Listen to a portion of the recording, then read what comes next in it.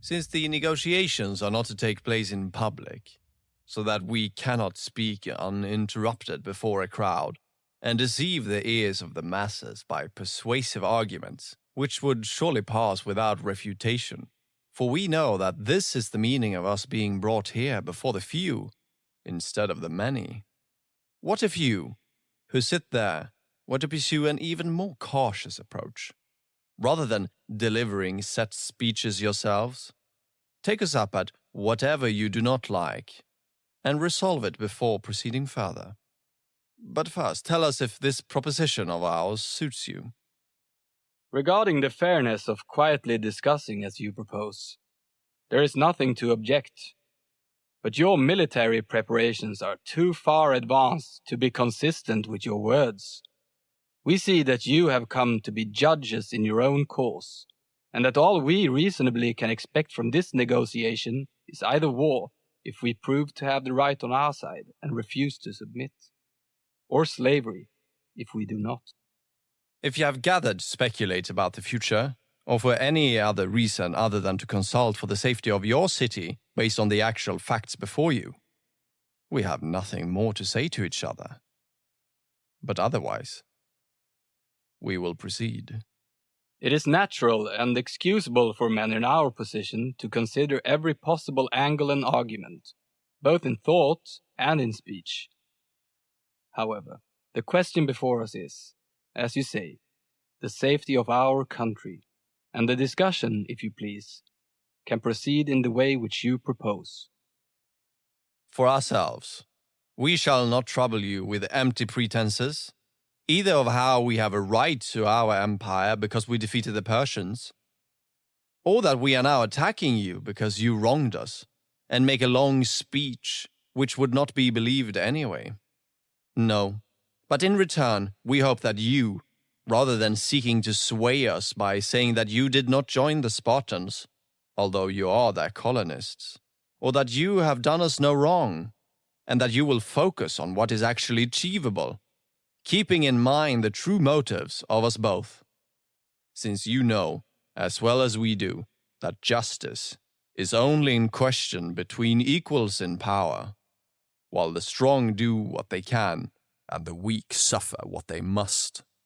We speak as we are obliged, since you instruct us to set justice aside and speak only to self-interest. In our view, it is in everyone's interest that you should not destroy what is our common protection.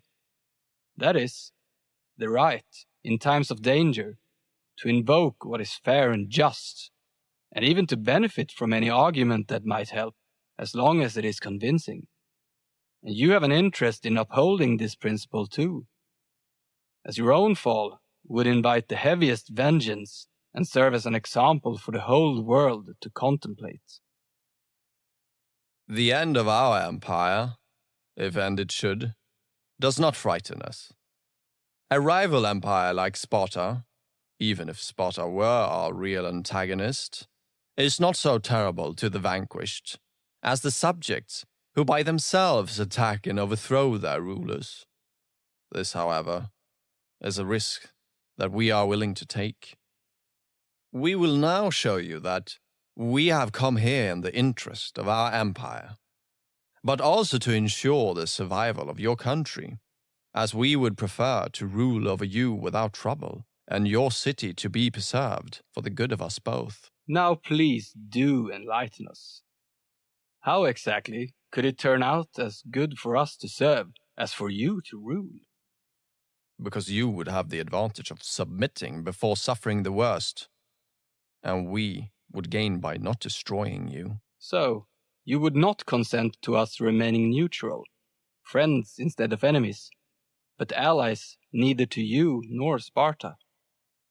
No, for your hostility cannot hurt us as much as your friendship would harm us. For to our subjects, your friendship would be taken as a sign of our weakness, and your enmity as a sign of our power. Is that your subjects' idea of justice? To put those who have nothing to do with you in the same category as your own colonists, or the rebels you've already conquered? As far as justice goes, Our subjects think one has as much of it as the other, and that if any city maintains its independence, it is because they are strong, and that if we leave them alone, it is because we are afraid. Therefore, besides extending our empire, we should strengthen our position through your subjection. The fact that you are islanders, and weaker than the others, makes it all the more important that you should not succeed in defying the masters of the sea. But do you not see the danger in the course you urge? For here again, if you bar us from talking about justice and invite us to speak only of your interests, we must also explain ours, and try to persuade you that the two can coincide. How can you avoid making enemies of all the neutral cities out there, who will look at our case and conclude that one day or another you will attack them too? And what would this lead to, other than making your existing enemies more numerous, and to force others to become your enemies, who would otherwise never have thought of it? Why, the fact that continental cities generally give us little alarm. The freedom they enjoy will long prevent their taking precautions against us. It is rather islanders like yourselves, outside our empire, and subjects chafing under the yoke, who would be most likely to take a rash step and lead themselves and us into obvious danger. If you risk so much to retain your empire, and your subjects risk so much to be rid of it, it would surely be the greatest baseness and cowardice in us who are still free, not to try everything that can be tried, before submitting under your yoke. Not if you are well advised. For this is not an equal contest where honor is the prize and shame is the penalty, but a question of self-preservation and of knowing better than to resist those who are far stronger than you are. But we know that the fortune of war is sometimes more impartial than the disproportion of numbers might lead one to believe. To submit is to give ourselves over to despair, while action preserves for us a hope that we may endure. Hope? The comforter of danger. Hope may be indulged in by those who have plenty to spare, if not without loss, then at least without ruin. But hope is by nature reckless, and those who go so far as to stake everything on it see it in its true colors only when they are already ruined. By then, the realization comes too late to save them. Do not let this be the case with you, for you are weak, and your survival hangs on a single thread. Nor be like the foolish who abandon the practical security that human means can still offer.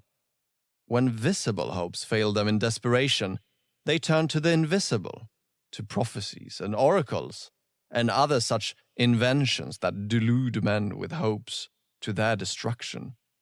You may be sure that we are as well aware as you of the difficulty of contending against your power and fortune on unequal terms.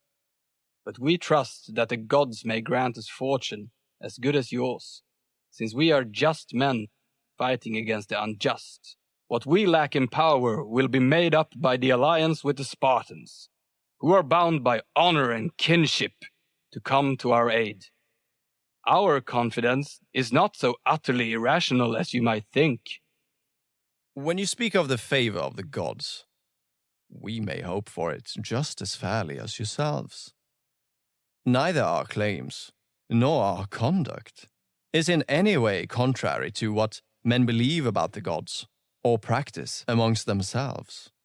Of the gods we believe, but of men we know that by an unavoidable law of nature they rule wherever they can, and it is not as if we were the first to make this law, or to act upon it.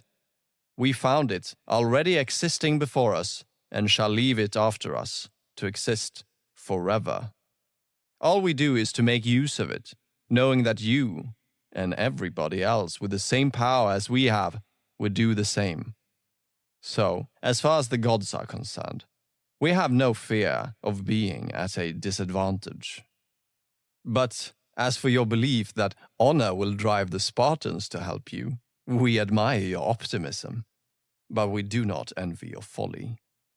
The Spartans, when their own interests or their own country's laws are in question, are the most virtuous men alive.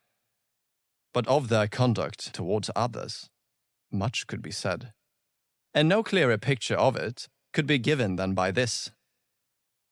Of all the men we know, they are the most accomplished in considering that whatever is convenient is honorable, and whatever is expedient is just. Such a way of thinking does not promise much for the safety which you now unreasonably count upon. But it is in this very reason that we now trust in their sense of expediency to prevent them from betraying us, their colonists. For to do so would be to lose the confidence of their friends across Greece, and to hand an advantage to their enemies. Then you do not see that expediency goes hand in hand with security, while justice and honor cannot be pursued without danger, and danger is something the Spartans generally go out of their way to avoid. We believe that they would be more likely to face danger for our sake than for others. Our proximity to the Peloponnese makes it easier for them to act, and our shared blood ensures our fidelity. Yes, but what an intending ally relies on is not the goodwill of those who ask for help, but the clear superiority of power. And the Spartans are more mindful of this than anyone. So cautious are they about their own resources that they never attack a neighbor without numerous allies at their side. So tell us, is it likely that, while we are the masters of the sea, that they will cross over to an island? But they would have others to send. The sea is a wide one, and it is more difficult for those who command it to intercept others than for those who wish to elude them to do so safely. And should the Spartans fail in this, they would fall upon your land, and upon those of your allies whom Brasidas has not yet reached and brought to rebellion. And then, instead of fighting for places which are not yours, you will have to fight for your own country and your own confederacy. Some diversion of the kind you speak of you may one day experience, only to learn, as others have done, that the Athenians have never yet withdrawn from a siege out of fear of anyone. But we are struck by the fact that, after saying you would consult for the safety of your country, in all this discussion you have mentioned nothing that men might reasonably trust in and be saved by. Your strongest argument rests on hope and the future, and your actual resources are far too meager compared with those arrayed against you for you to come out victorious.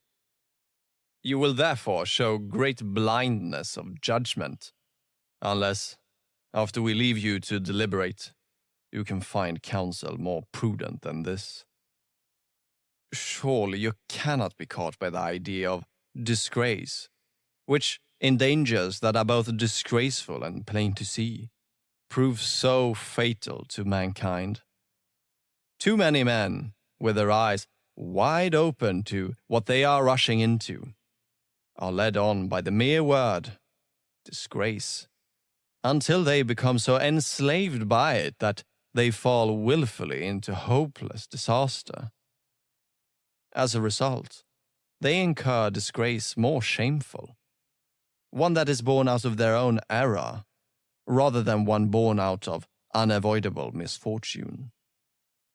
This, if you are well advised, you will guard against.